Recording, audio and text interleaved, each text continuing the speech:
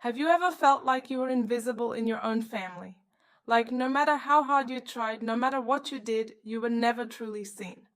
That was my life, growing up in the shadow of my sister Olivia, the golden child who could do no wrong. I sat in the front pew of the church, my hands folded tightly in my lap, staring at the polished mahogany coffin at the altar. My mother was inside, the woman I had spent my entire life trying to impress.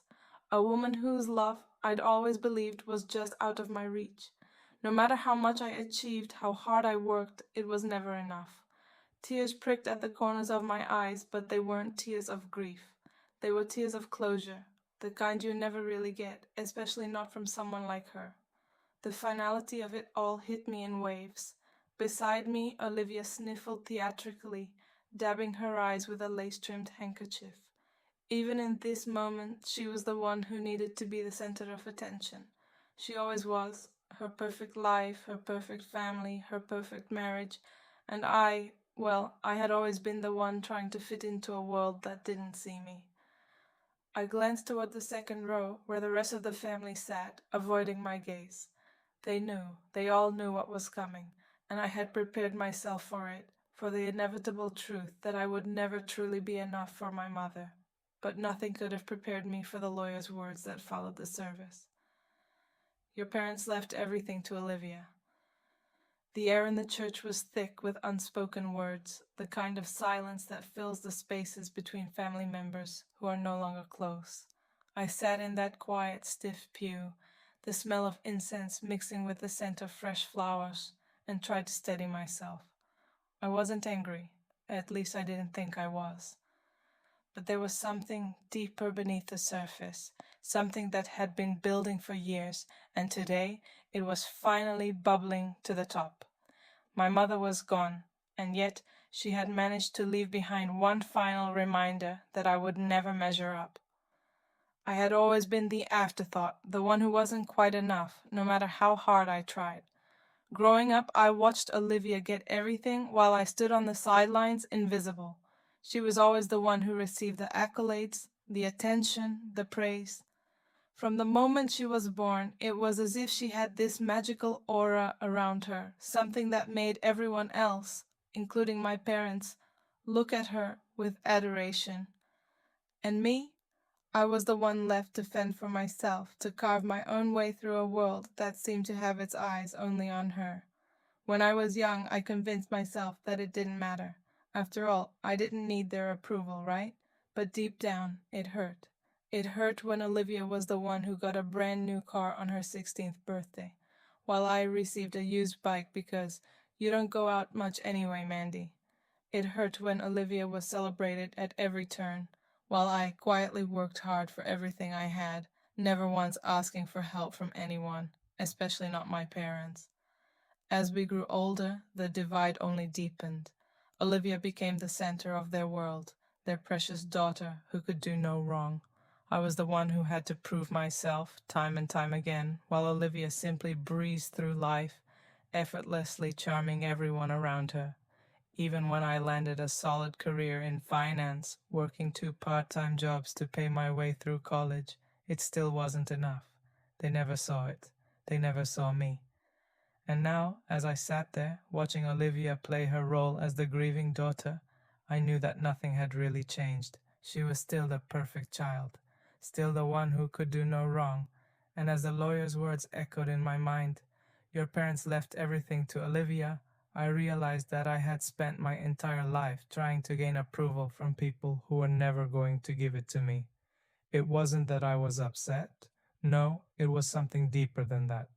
It was a quiet resignation, a deep acceptance of the truth I had known all along. Olivia had always been their chosen one, the one they believed deserved everything. And me? I had been the one who didn't need anything, independent, strong, capable, but that wasn't enough for them. And now, after all these years, I had to come to terms with that. I turned to look at Olivia, who was leaning on her husband Connor, a sad, almost rehearsed expression on her face. Her flawless designer dress, her perfect blonde curls, her immaculate presence. She could do no wrong. Even in her grief, she was the picture of perfection. I swallowed the lump in my throat. It was like I was watching a movie, one where I wasn't the lead. Olivia, always the lead, and I was the one on the sidelines playing a supporting role in a family that never truly saw me. But this wasn't the movie I was going to stay in, not anymore. As I sat in my tiny apartment that night, staring up at the ceiling, I couldn't help but replay the lawyer's words over and over in my head. Your parents left everything to Olivia. The phrase echoed, reverberating through the silence of the room, and I realized how little it hurt anymore. It was a confirmation of what I had always known. No matter what I did, I would never be enough for them. I had worked so hard to prove myself, always striving to make them proud, to earn their respect. Yet in the end, nothing I achieved mattered. My accomplishments, my career, the independence I had built for myself, none of it was ever enough. Olivia, on the other hand, had always been handed everything. A brand new car for her 16th birthday, designer clothes, and endless praise from our parents.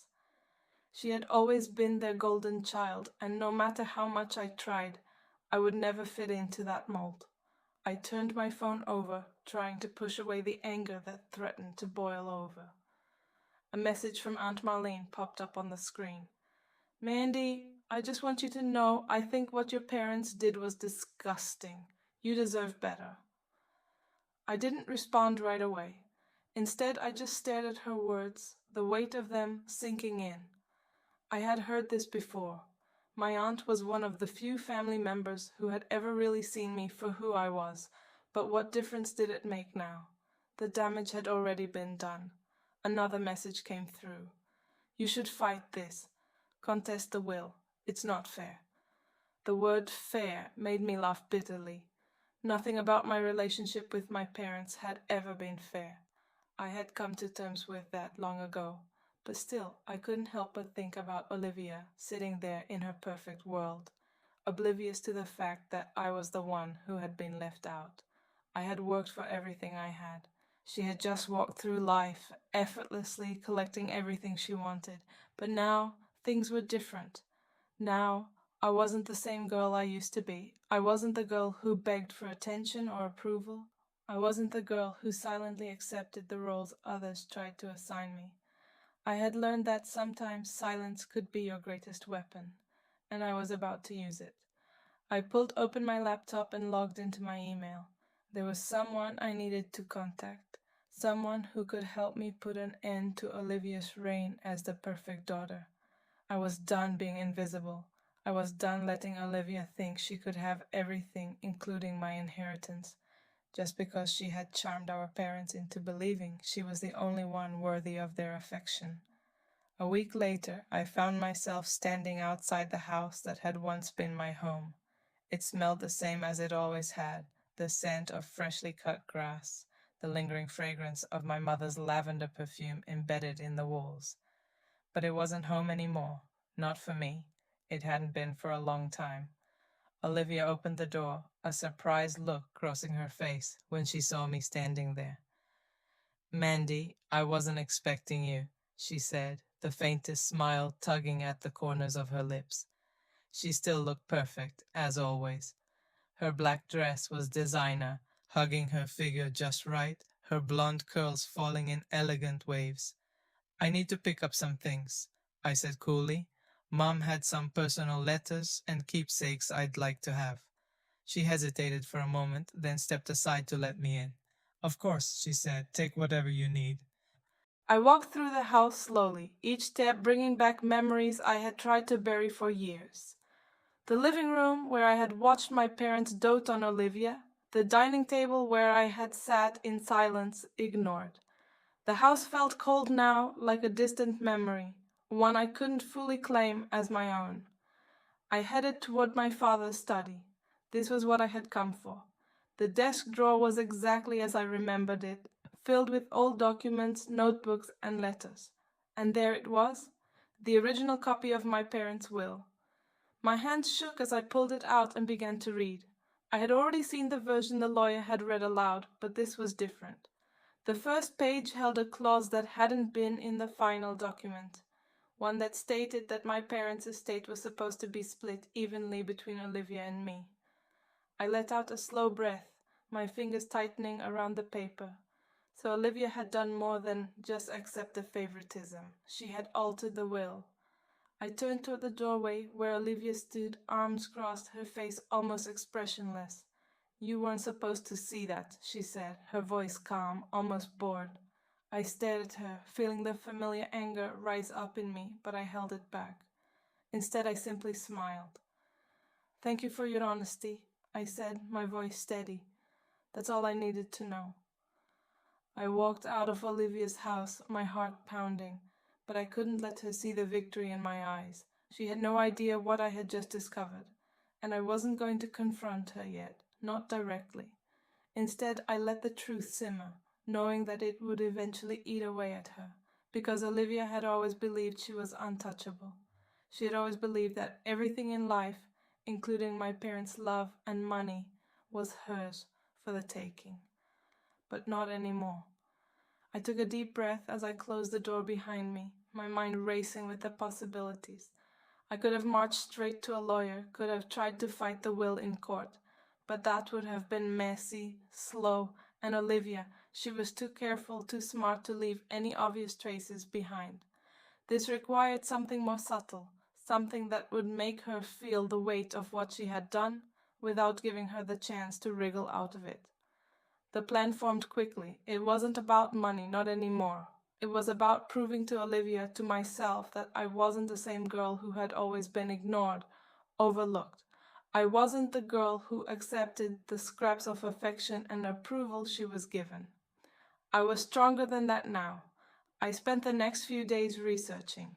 I needed leverage, something personal that would break through Olivia's carefully constructed image of perfection, something that wouldn't make her world fall apart. It didn't take long to find it. Late one night, while scrolling through old social media posts, I stumbled upon a picture of Olivia in Italy, taken 3 years ago.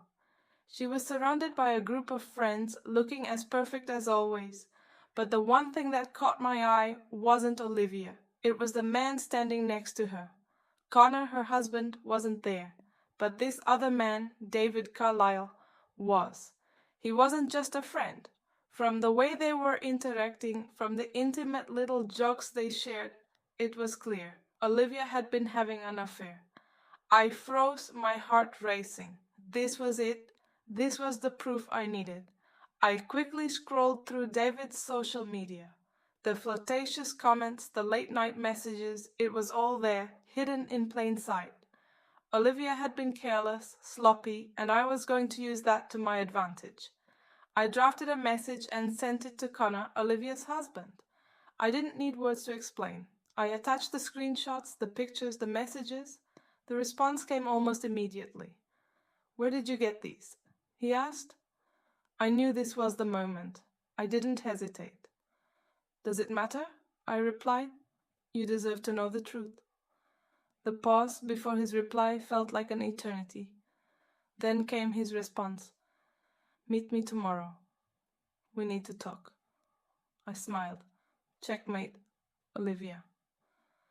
The next evening, I met Connor at a quiet cafe on the outskirts of town. When I arrived, he was already there, hunched over a cup of coffee, staring into the distance. When he saw me, his eyes widened, and I could see the shock on his face. He had seen the messages, he knew what was happening. We sat in silence for a moment, the weight of the situation hanging between us. Then he finally spoke, his voice hoarse as if he couldn't quite grasp everything. "How long?" he asked. I let out a breath, meeting his eyes. "At least 4 years," I said softly. Connor laughed bitterly, shaking his head. "Of course she did, of course." He picked up his cup, but his hands trembled too much to take a sip. "I'm sorry you had to find out this way," I said, my voice surprisingly sincere. Connor's eyes locked onto mine. "You wanted me to know. You wanted this to happen," he said. I didn't deny it. "Yes," I replied, "but only because Olivia deserves to be exposed." He looked at me for a long time, the anger simmering behind his calm exterior. Then, slowly, a small dark smile curved his lips. "I want a divorce," he said, "and I want full custody of the kids." It was a bold move, a calculated strike against Olivia's carefully curated life, the life she had spent so long building to protect her image. "I've been waiting for her to slip up," Connor continued. "I just didn't know it would be this bad." I nodded. "It's time to take everything from her." The days that followed felt like a blur, a whirlwind of legal proceedings, secrets revealed, and family dynamics shifting in ways I could never have imagined. Watching Olivia's carefully constructed world crumble piece by piece wasn't satisfying in the way I thought it would be. In fact, it left me with an uncomfortable feeling of emptiness, like I had been chasing something that no longer held any value. For years I had believed that proving myself to my parents, fighting for their approval, was the key to feeling validated. I had always been the one to work hard, to fight for everything I had, thinking that one day it would matter. But now, sitting in the quiet of my apartment, I realized that the validation I had been seeking for so long was never truly going to come from them. Olivia may have gotten everything they had to offer: money, attention, love, but she was the one who had been trapped by it all. The more I saw of her downfall, the more I understood that the perfection she had so desperately clung to was just a mask. Behind her flawless exterior, there was a woman who had always needed someone to validate her existence. She needed the approval, the constant admiration from our parents, and when that was no longer enough, she turned to deceit. But the truth was, that was never going to be me.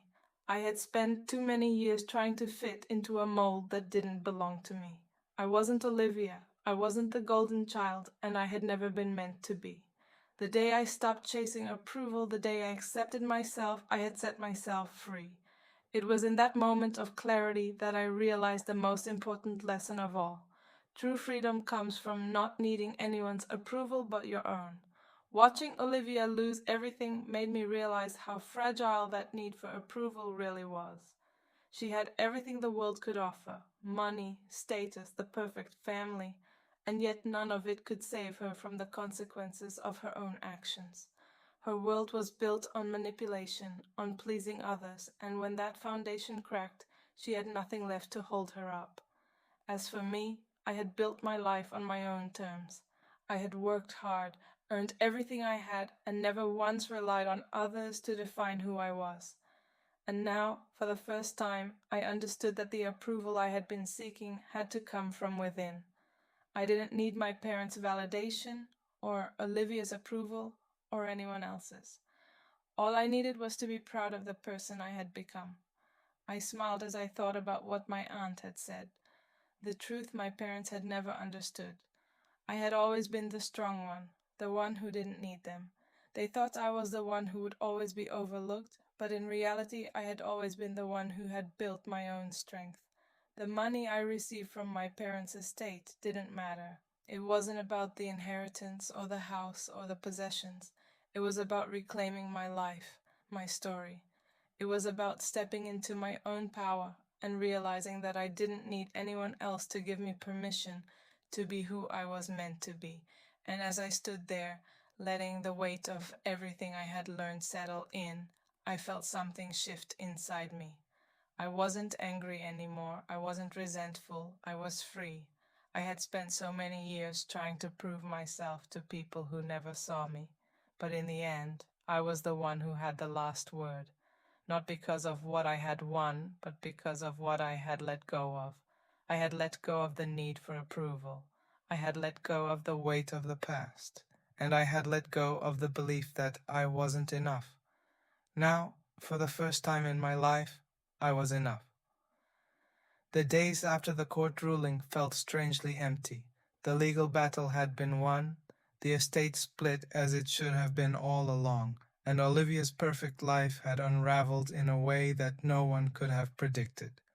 But as I stood in the middle of the house that had once been theirs, the place I had never quite felt at home in, I realized that this victory wasn't about money or possessions.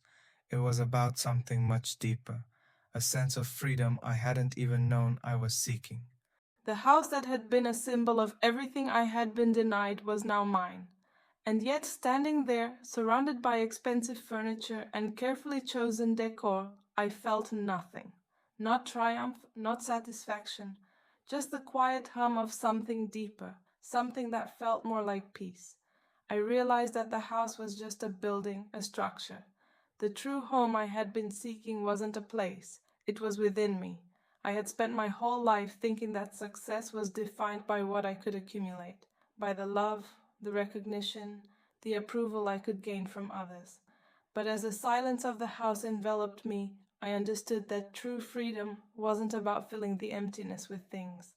It was about letting go, it was about releasing the need to please others, to chase validation. I made the decision then and there to sell the house, not for profit, not out of spite, but because I wanted a clean slate. I wasn't going to live in the shadow of someone else's expectations any longer. I wasn't going to allow myself to be defined by my parents' choices, by Olivia's perfection, or by the house they had tried to turn into a shrine to their own vision of what a family should be. I packed up the few belongings I had left and left that house behind, stepping into a new chapter of my life, one where I was no longer Mandy, the forgotten daughter, but simply Mandy, a woman who had finally learned to stand on her own, to embrace the power within her, and to accept that she didn't need anyone's approval to be worthy. When I spoke to Aunt Marlene one last time before I left, she smiled at me softly, taking my hand. "You know, Mandy," she said, "your parents never saw you for who you truly were, but I always knew. You've always been enough." And for the first time, I truly believed it. I closed the door behind me, leaving the past in the rearview mirror. I was free, I was enough, and I was finally living my own life.